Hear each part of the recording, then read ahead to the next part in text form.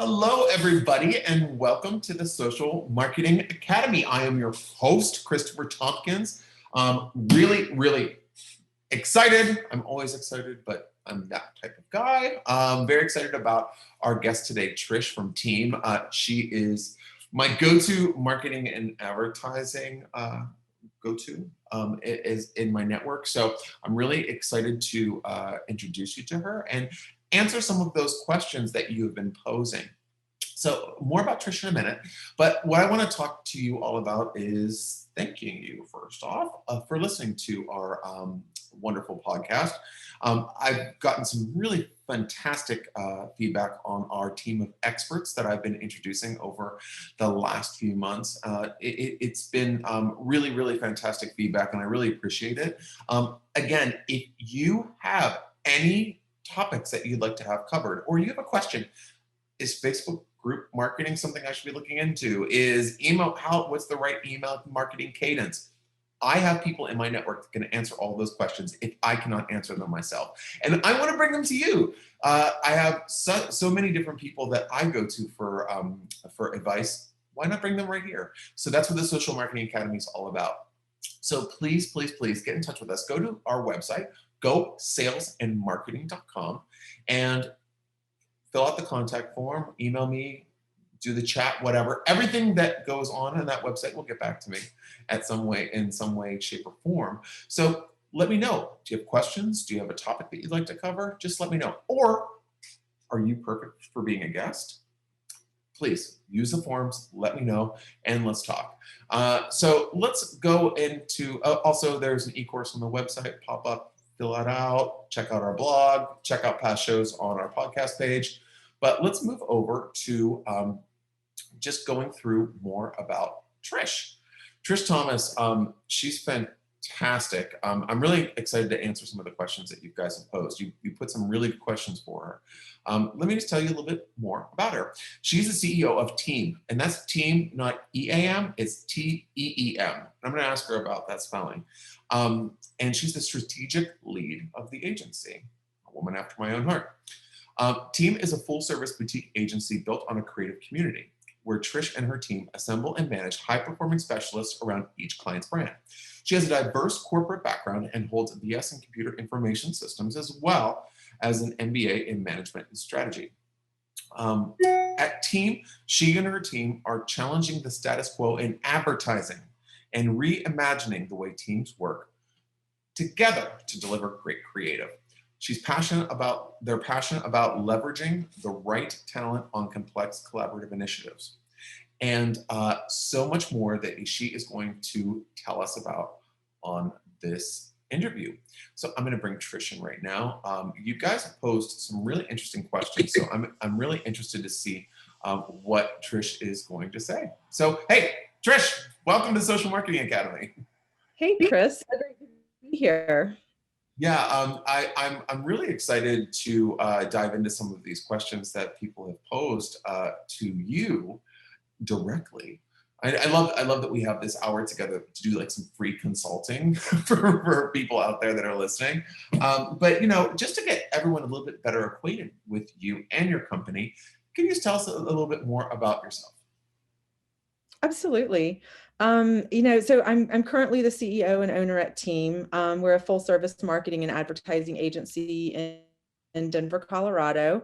And we run on a freelance model. So we have a fantastic creative community that keeps us rolling. And aside from that, I have a long history in corporate and also in fast track growth consulting. So pretty broad marketing, strategy, and communications background across small business, large business. Kind of runs the gamut. So yeah, I'm really excited to hear what your audience wants us to talk about and just dive in. So, okay, first questions first. And I said this before I brought you on, TEEM. Why that spelling of the company? It's interesting. Our brand was Atomic 20 previous to TEEM. And after a few years of running on our model, we realized that it wasn't very representative of what we do. And so we liked that tie to team, obviously, TEAM, which is how we roll, but also kind of teaming creative talent around clients' challenges and coming up with great solutions. So that's what really drove the new moniker for the agency. Yeah, and I think it's very fitting, especially because I know how you do work with your clients. It's a collaborative effort. So yeah. But just wanted to share that with the audience. So first question that we had kind of coming out of the box is a pandemic related question. I mean, obviously we know that this has been going on around us Yeah, for quite tough some time time. for everyone. Yeah, it's very interesting. It's interesting because a lot of the attitudes of clients. I mean, I don't know if you've experienced this. Yes, you have experienced this. Clients that are usually very normal and level have been a little bit kind of topsy turvy. Um, so that's on the client management side of things. But what changes are clients demanding of agencies during the pandemic? And kind of like You know, how are you guys responding? sure, sure.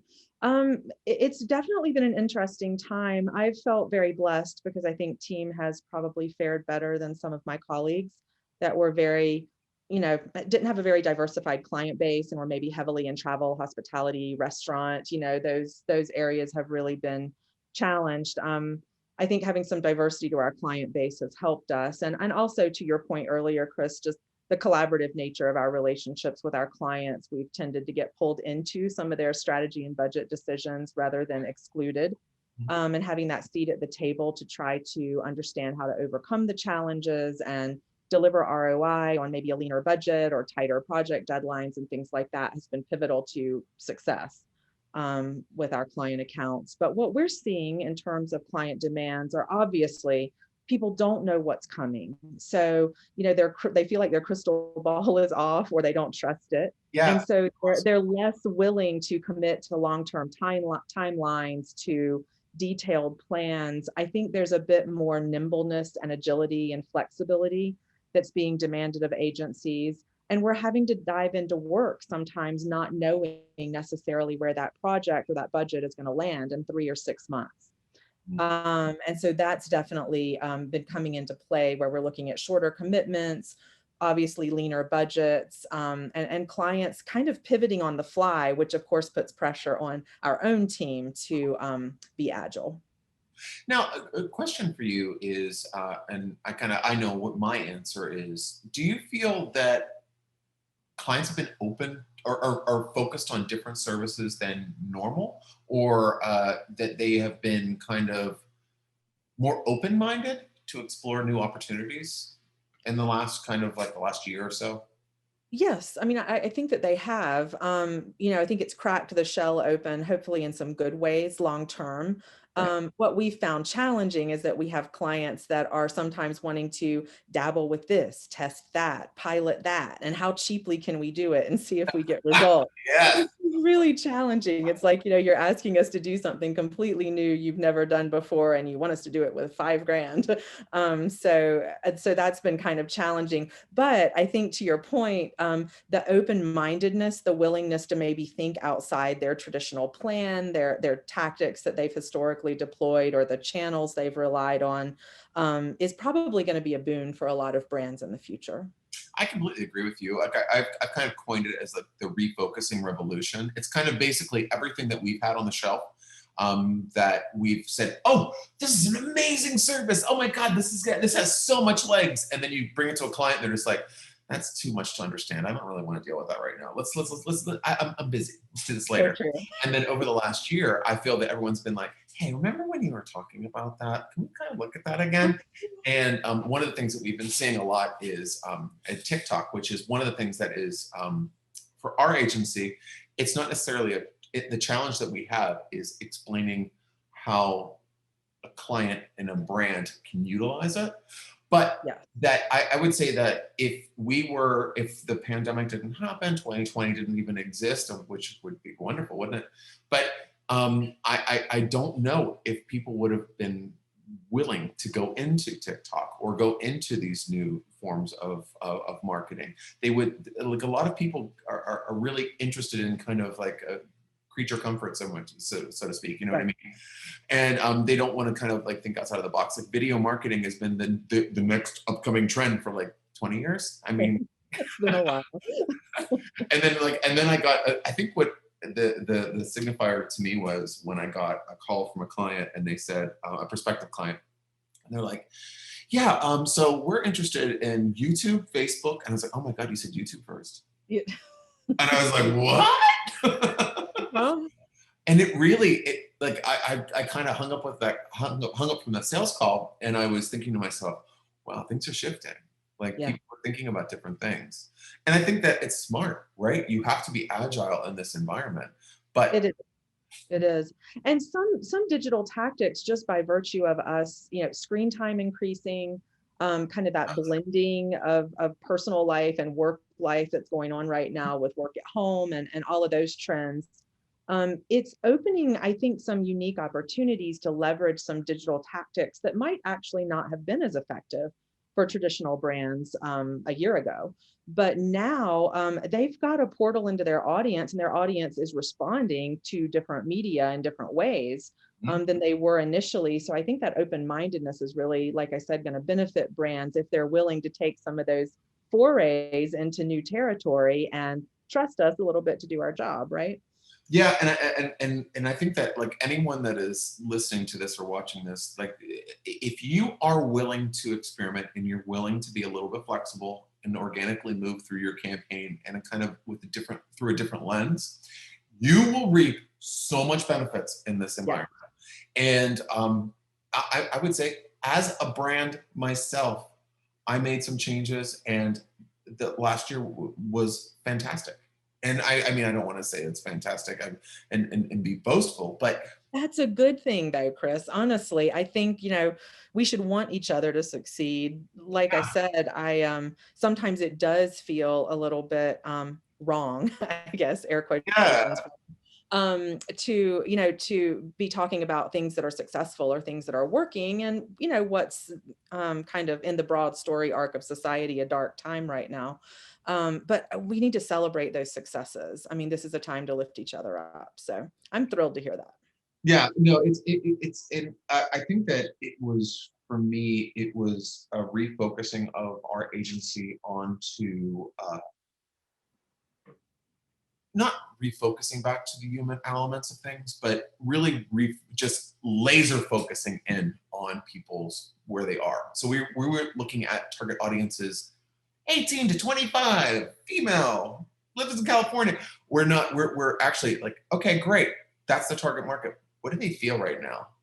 How can we emotionally appeal to that audience?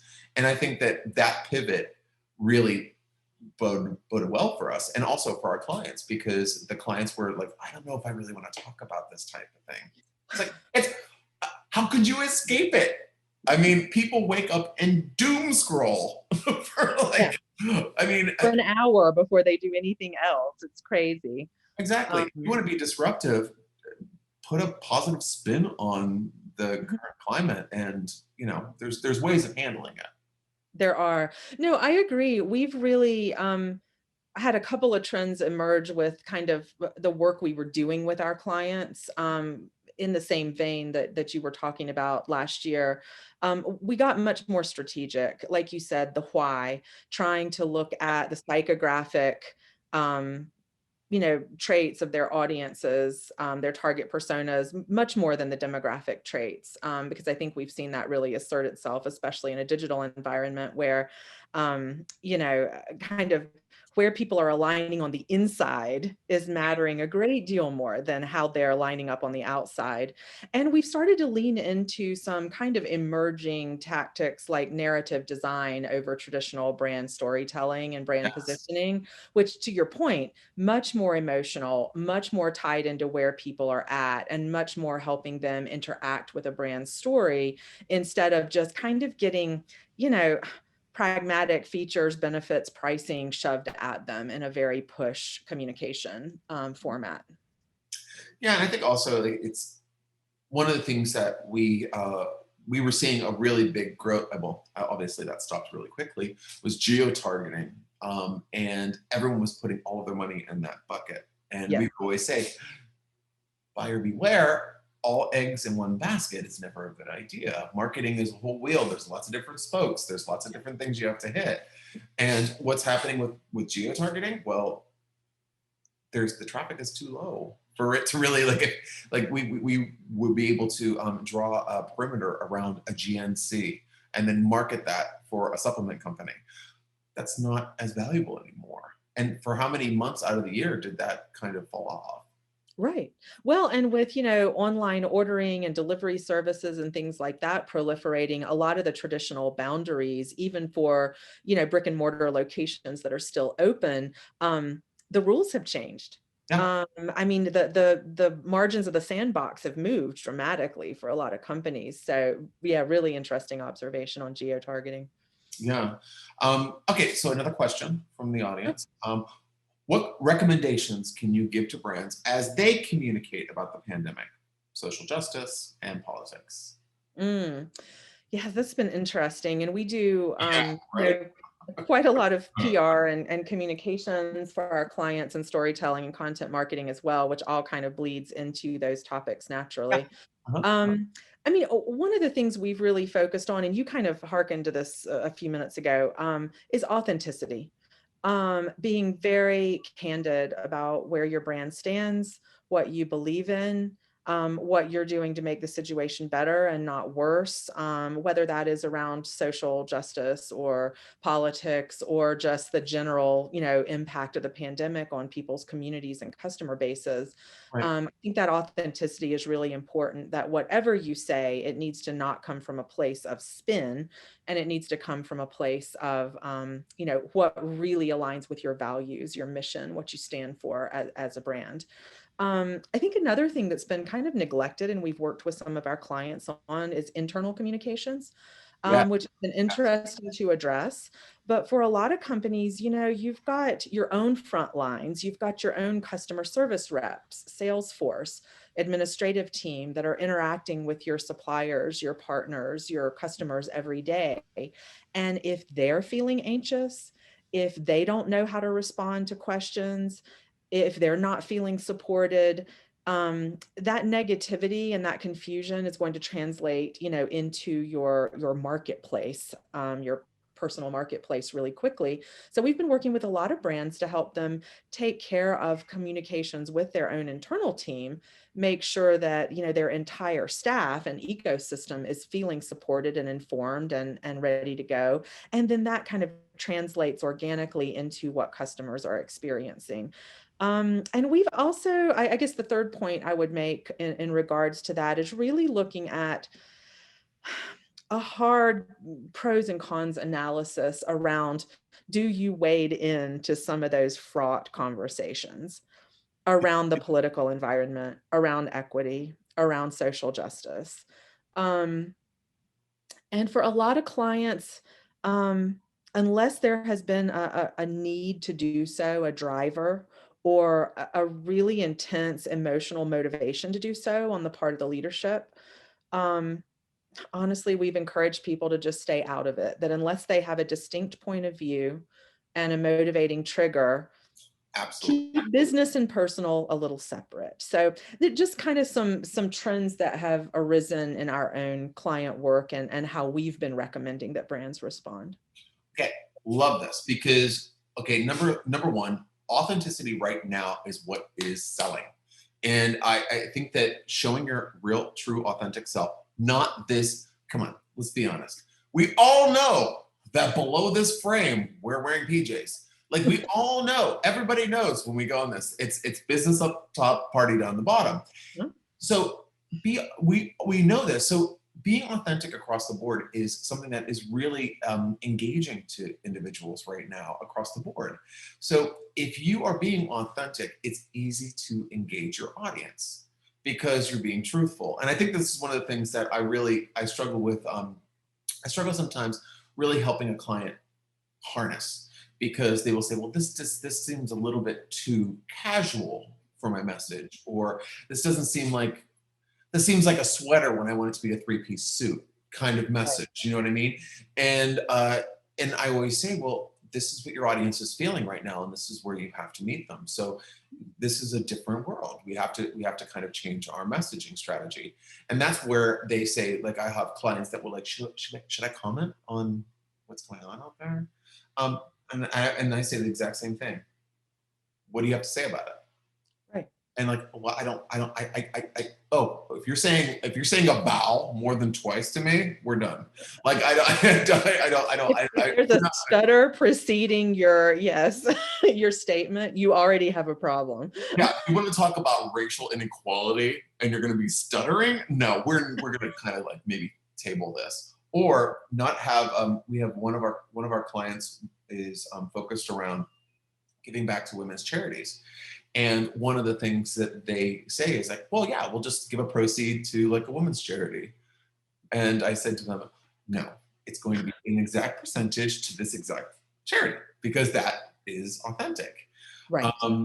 But one thing that you did say that I wanted to kind of like draw out, and it's something that's interesting, Trish, that I've been seeing with a lot of the shows that we've been doing, is internal communications has been a big topic.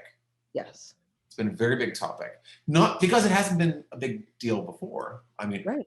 Gosh, I've done marketing consulting with so many different companies where their internal communication is like, but the one thing that I want to share with you, this is interesting. I was on LinkedIn the other day, and it was a recruiter for a company. It was a tech company, and they were recruiting the people that were exactly how they were uninformed people that felt uneasy about their jobs and didn't know how to answer the questions. And I was like, oh my God, this is amazing. Why didn't I think of that? That's like such a great idea. Because it was basically pointing out exactly what you said. Everyone in your organization needs to have the messaging strategy correct. Right. And I thought it was brilliant advertising. It was kind of like, are you asked, what was it? Are you asked more than 2 questions a day that you can't answer? The answer, it was perfect. And I mean, I don't know if understand, that when their staff is under the gun like that, and to your point, they don't understand what the company's message is. They can't reinforce kind of a scripted position that everybody's aligned behind. They're super uncomfortable in the position they're being put in day to day. It creates a negative vibe in their interactions with everyone on the outside. And so, I think that strength, that authenticity, that alignment, that everyone can have on behalf of a company or a brand, that comes from the inside, and that comes from the top down. It has to be consciously nurtured sometimes. And to your point, a lot of companies have skated by for a long time, just not dealing with their culture, not dealing with their internal communications, just being hyper focused on external pushing of narrative. And it's really time to look inward now and make sure that the core is solid, because if it is, it translates. It really does translate. And I think one thing I want to add to this is that we both agree that internal communication is more than an inter-office email. Yes. That is not your full strategy, because I've talked to people before, friends, my network, clients, past clients, and said, this is something you need to get in front of. You need to talk to your staff. And I said, oh, we have our communication strategy. Send Outlook email. And it's kind of like, no. There's a lot of culture that needs to be kind of like wrapped around that messaging strategy to make them feel comfortable. There is. Okay, so another thing is, what do you feel are the greatest challenges that agencies are facing nowadays? I really see a handful of things that are challenging us. I guess I can only speak from kind of my own ecosystem's perspective, obviously. But one of them really is this shift from long-term retainers, integrated scopes, to kind of project work. And granted, the projects tend to flow into each other and merge, and clients will have you doing a lot of different things across a lot of different channels. But that kind of disconnection of all the marketing tactics back to some core strategy and plan, and clients kind of lurching around and chopping budgets and scopes up has been a challenge. To your point earlier, when you were saying, marketing isn't one thing. If you have all your eggs in one basket, you already have a problem. It is an integrated landscape. It's complicated. Things work together and reinforce each other in very interesting ways. And that's how you really get to the good stuff, to the strong ROI, right? That's where the magic happens. And so when clients strip that ability to kind of strategize and plan across channels, or to look long term at how you can build a foundation maybe for something that will really perform strongly in the future, it hampers our ability sometimes to do our job. I understand why clients are pivoting in that direction. I understand the kind of negative energy around AORs and spend and massive long-term commitments people can't get out of. I'm not blind to that, but I think there's a middle ground somewhere in there where I hope the pendulum swings back a bit more toward integrating things with a single or a handful of collaborative partners, being willing to commit for things for the long haul and let them play out. And being willing to look at marketing as the integrated map that it is, instead of a straight line in one channel. So that's been one. And you never like when people cut your budgets, Chris, and that's just been happening. Can you do exactly the same thing for 20% less? Because I would really love that. And it's like, we would love to do exactly the same thing for 20% more. So but that's been the reality also. And just really trying, because we care deeply about our clients and we want to help them get through this. So, jokes aside, I get where they're coming from, but it's really hard to get tasks by 10 different clients in a quarter to, can you do the same thing for 20% less? And so I guess I would just encourage the clients out there listening to recognize the impact of some of those decisions on your agency partner's ability to deliver for you. I mean,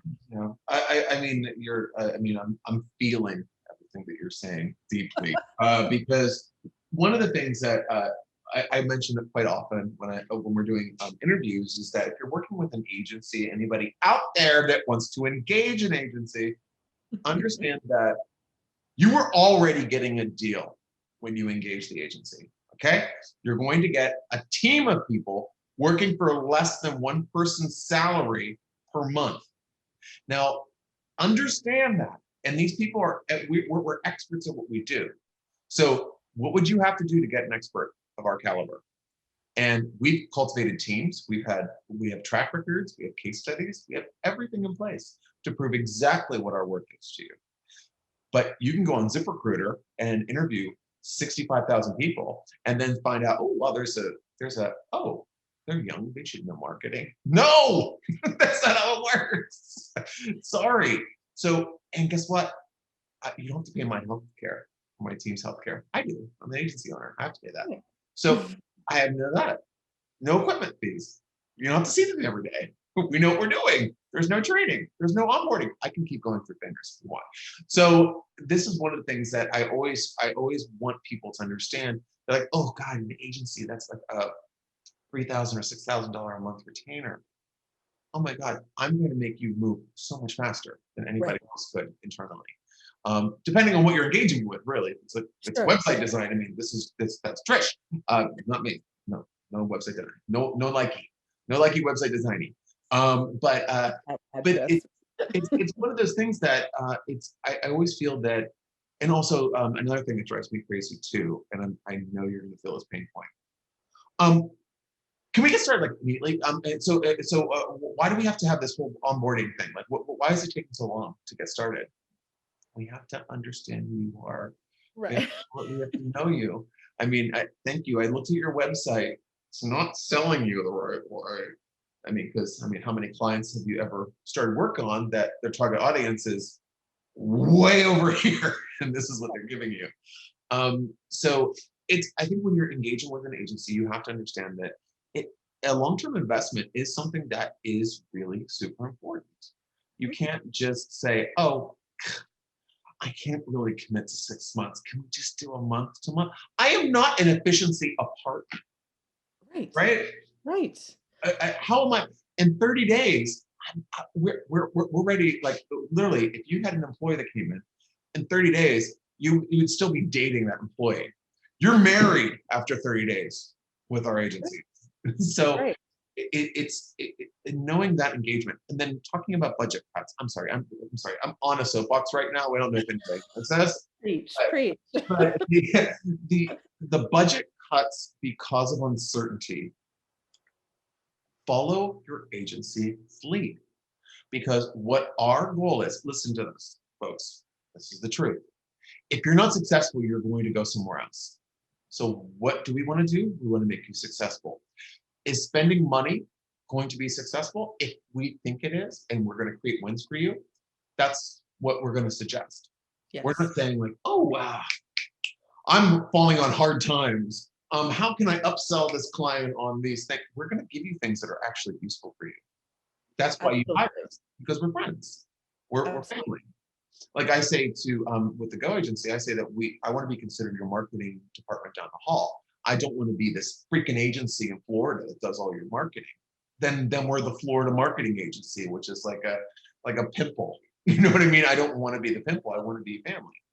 And so understand that when we are suggesting things, they are in your best interest. We're not trying just to make money. And if you do feel like that's the case, we're, we're maybe not the right fit. Maybe there's a fit issue. Yes. No, I mean, truly, I think that, there's a bit of a combative culture has just arisen between brands and their agencies that has been kind of sad to me. We really view ourselves as partners. We're incredibly invested in how our client companies do. And to your point, it's not simply self-serving. Our clients are our friends. We care about these brands. We've built a lot of these brands from the ground up, from before they were even launched. We have very long-term relationships with a lot of our clients. And so I agree with you that openness to new ideas, to spending strategically, where it makes sense and where it's likely to deliver ROI, having some trust and some faith that we're all on the same page, that we're pulling on our oars in the same direction is incredibly helpful. And a lot in the way you function, we're the same. We're an extension of our clients' Yeah. internal marketing teams frequently, where we're talking to them every day. We're really collaborating on things together, and that kind of symbiotic, objectives aligned relationship. Wow, it can be so powerful and it can be so healthy. And that's what we really like to nurture. And so some of those trends that we're seeing play out on the client side right now are actually working against their best interest, which I hate to see, you know? I agree with you. And you were saying earlier about these pivot points where it's like turning on a hair. And I liken this to, it's almost like a microcosm of the old thing that happened, the old trope, so to speak, that all marketing agencies understand, which is the CEO or the owner going to a conference, learning about a new topic, coming back and tasking somebody to just buy Right. that service. And then we have it and we're talking to somebody who doesn't understand anything about what's going on, but my boss told me that I need this. And it's so much of that because we're so close to everything now. Right. So it's kind of like, oh, hey, I just and you are not alone. I get emails all the time from clients saying, I just saw this on this email. Here's the email. Can we do this? No, you can't, because that's going to take a lot of money, which you don't have, and your budget. It's going to set us back X amount of time, and this, that, and the other. Like people even just saying like, hey, and your TikTok's really big. And the ads are, this is what kills me. The ads are really cheap. Can we do it? I'm like, well, you're not There going might be a reason those ads are so cheap. They might not perform at all, which actually makes them quite expensive. So yes, to your point, you really have to look at what's right for the client, their unique situation, their budget constraints, their goals, and put together a package that's actually pragmatic and that's driven with the end result in mind. And I couldn't agree more. Yeah, that the demand, hey, why don't we try X? Um, the open-mindedness is good, but I think people really need to hone the tip of the arrow and look at what's right in their unique situation, not what's trending hot. How do you respond to that when a client will throw you a curveball and really lean into that curveball?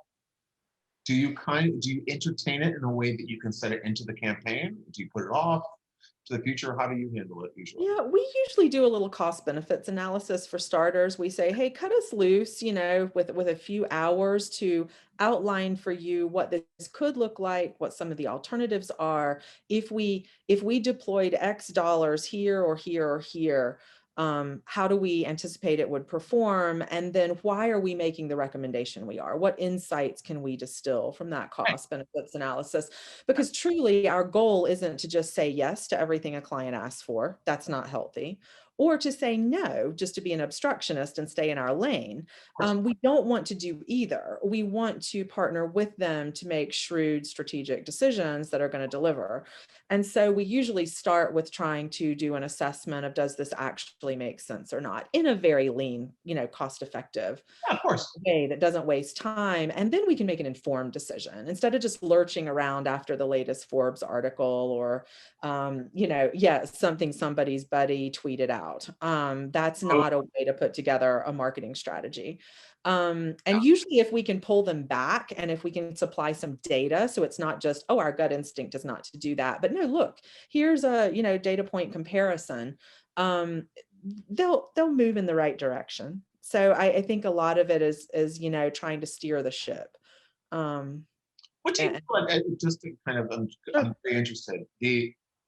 When clients come to you with these like hair up their butt ideas, Mhm. um, how many of those do you actually execute, like in a percentage? Like, do you disprove most of them, or where do Yeah. you land on that? I would say, and this is just totally kind of intuitive because we don't have a metric on it. We Of haven't been course. measuring that, Yeah. but maybe that's a new metric. But I would guess it's something else to track, right, Chris? Drive ourselves crazy. A new dashboard.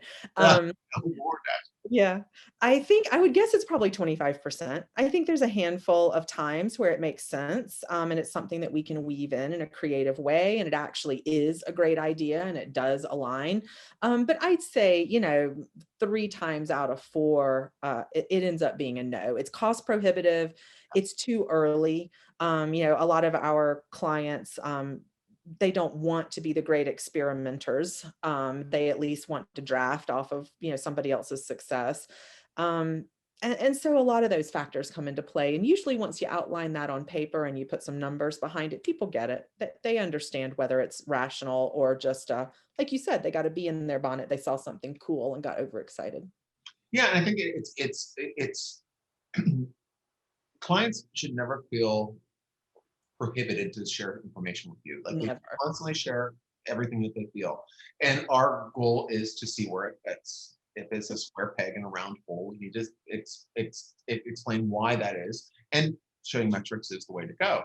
And I think that how I usually kind of explain it to my clients is that I am not the gorilla glue or the duct tape of marketing. I am creating a strategy. And what basically, I'm creating a delicious meal for you. And all of those little tactics that you want us to put are the seasoning that can go on the meal. And sometimes you can over season it. And I think that it really is the truth. And I think that there's lots of, and I think sometimes when a client makes a suggestion, I would think to myself, okay, it's not going to work for you, but it's interesting that you're thinking that way because it helps me understand how I can present new things to the Yes. client and their openness. Unless it's my buddy tweeted this out, and here I'm passing this over to you, and it's like, okay, thanks. So I have to figure out how your buddy was thinking about this and how it's Right. going. Do you know? Um, so here's another question for you. What opportunities exist that you are going to focus on and capitalize on this year? Yeah. Um, I think that there are some unique challenges and some unique opportunities for small brands. For instance, brick and mortar or mom and pop operations to switch to a more e-commerce, digital model. That's an opportunity. And we actually have a few clients that have come on board in the last year that are already there with us for that reason. They were able to rely on foot traffic. They were able to rely on word of mouth. They were selling a lot of products, direct to people coming in their door. And so they're amping up their web presence. They're turning on digital ads for the first time. They're, launching maybe auto ship or subscription services for the first time. That's been really exciting. And I see that as a great opportunity for agencies to, kind of niche into that area where people are pivoting their business models in a foundational way. And I think if you can be smart and lean and strategic in how you help them deploy on, and execute those shifts, that's a really unique opportunity.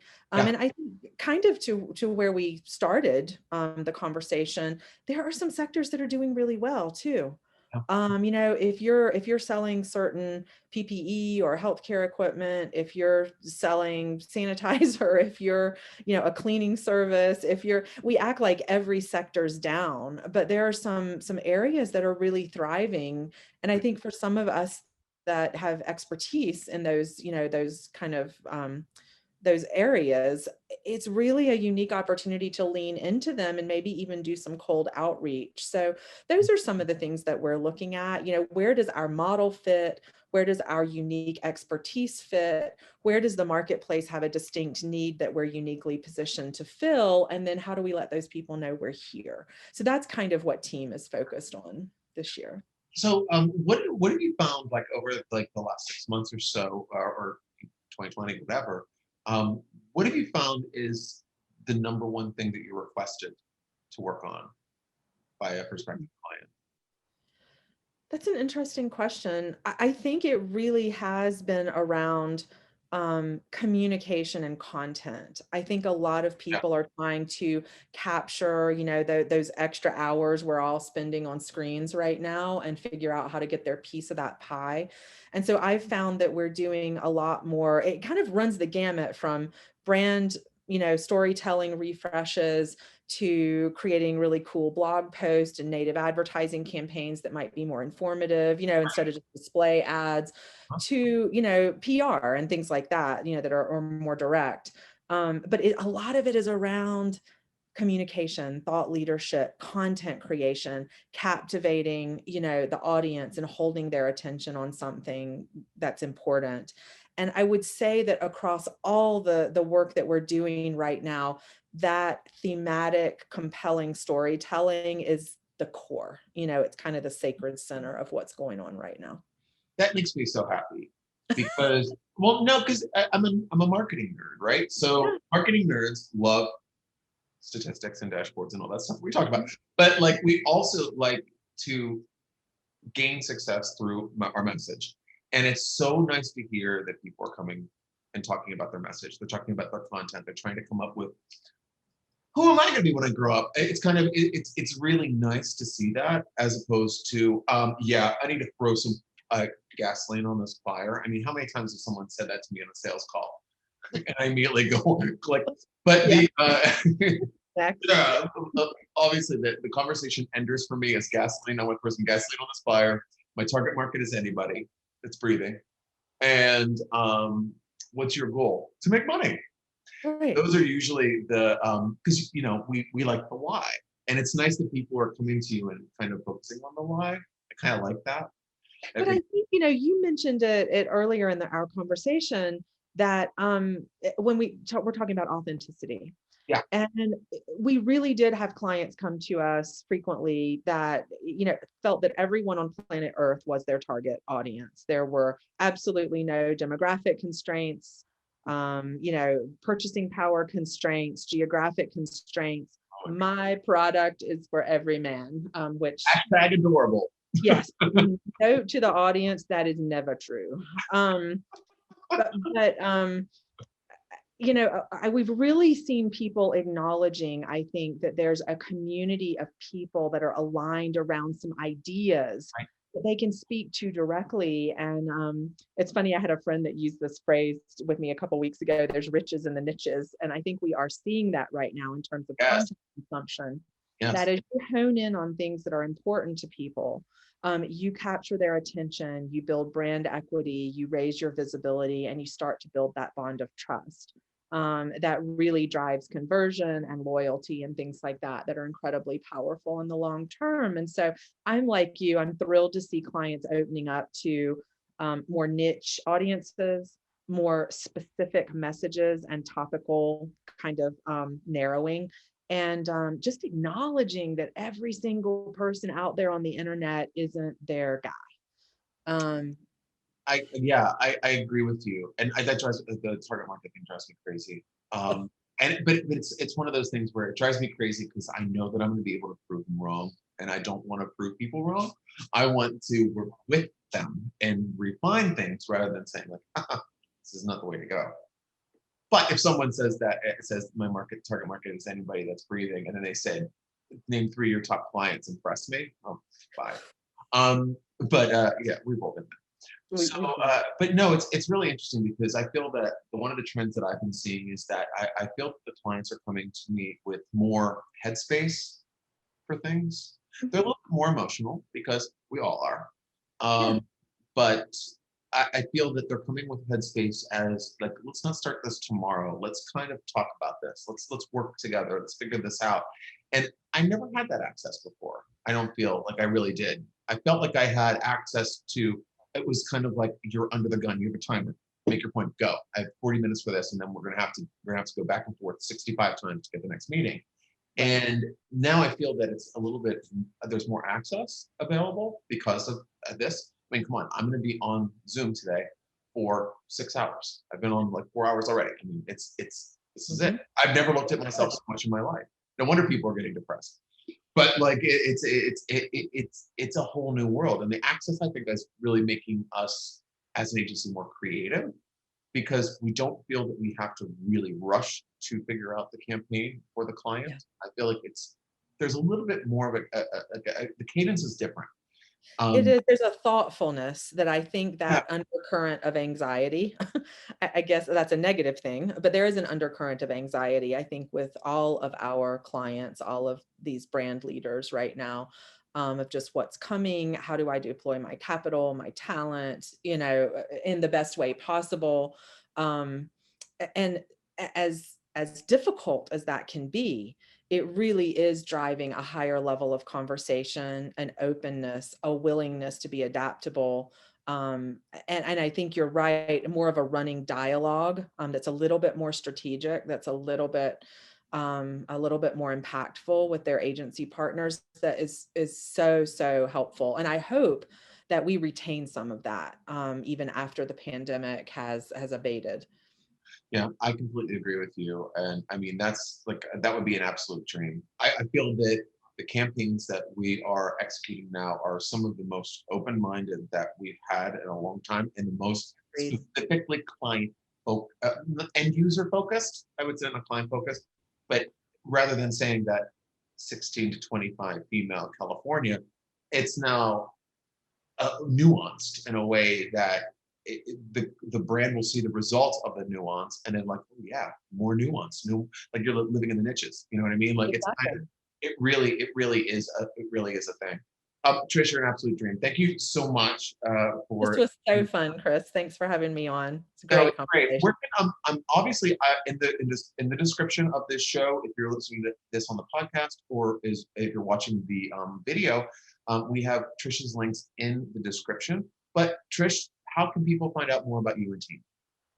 Well, I would say you can always hit helloteam.com or check me out on social. I've always got content that I'm posting as well, which is why we're having this conversation. And just consider me a resource. I know I tend to be an open book, a lot like Chris and how he rolls. So we're here for you. We want to see businesses succeed even during this difficult time. So if there's anything we can do, don't hesitate to reach out on any channel. Yeah, and just to kind of parrot what Trish just said, Trish is a resource. So the information that she's putting out is made to help everybody out there. It's not basically like a lot of people say, oh, you're constantly saying like, go visit your blog. It's like, I'm writing it for you. That's why I'm saying it. I have to say something. I'm giving things away that are important and will help. Exactly. And that that desire to help and to elevate like our entire business community is paramount. So It's coming up with that triple win scenario: one for the client, one for the agency, one for everybody. I mean, it's like you gotta create that. So excellent, Trish. Thank you so much. Everyone, check out Trish and team and the content. We have fantastic episodes of the Social Marketing Academy coming up. I have a couple PR experts on the books that you are going to want to listen to. So ask questions that you have. Go to our website, Go Sales and Marketing. That's the Go Agency's website. You use the contact form, click on the social links. You know how this works. I mean, get in touch with me. Slide into my DMs. I'm not managing them. I have a team that will let me know. That's how this works. But please, you're going to be able to get your information to me. And then if you'd like to be a guest, you have a question, you have a topic that you'd like to cover, get in touch with us. Also, eCourse is up on the website. We have a podcast page so you can check out the last episodes and videos very easily in one place. And the blog's there because I put out content too.